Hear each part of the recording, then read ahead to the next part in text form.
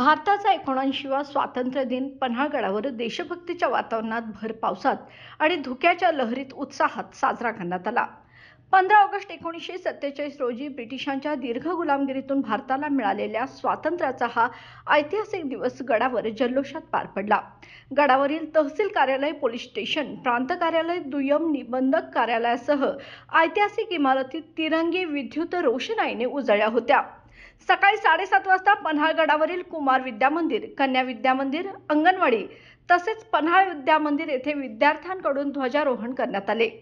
यासोबतच गडावरील दुय्यम निबंध कार्यालय, तहसीलदार कार्यालय, उपविभागीय अधिकारी कार्यालय, पोलीस स्टेशन, पंचायत समिती आणि सर्व शासकीय कार्यालयामध्ये ध्वजारोहण पार पडले। त्यानंतर सर्व शाळांचे विद्यार्थी सकाळी 8:30च्या सुमारास प्रभात फेरीसह गावातून बसस्थानक तिकटी मधली गल्ली मार्गे सज्जाकोटी येथे रवाना झाले। परंपरेनुसार सज्जाकोटी येथे सकाळी 9:05 प्रांताधिकारी समीर शिंगटे यांच्या हस्ते ध्वजारोहण झाले। यावेळी राष्ट्रगीत, देशभक्तीपर गाणी सादर करण्यात आली।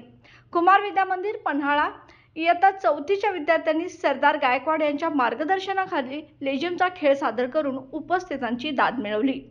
या कार्यक्रमाला पन्हाळा तहसीलदार माधवी शिंदे जाधव, तहसीलदार विजय जाधव, रोहिणी गायकवाड, भारतीय पुरातत्व विभागाचे सागर गवंडी, अशफाक गारदी, पन्हाळा नगर परिषद मुख्याधिकारी चेतन कुमार माळी, पंचायत समिती गटविकास अधिकारी सोनाली माडकर, सहाय्यक पोलीस निरीक्षक संजय बोबले, पोलीस उपनिरीक्षक सलीम शेख, महेश कोंडुभैरी, पोलीस उपनिरीक्षक सलीम शेख, महेश कोंडुभैरी तसेच पोलीस कॉन्स्टेबल सचिन पाटील, तौसिफ मुल्ला, गणेश पाटील आदी मान्यवर उपस्थित होते।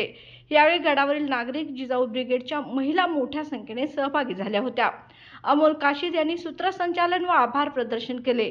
कार्यक्रम देशभक्तीच्या जयघोषात संपन्न झाला। तारा न्यूज साठी शहाबाज मुजावर, पन्हाळा।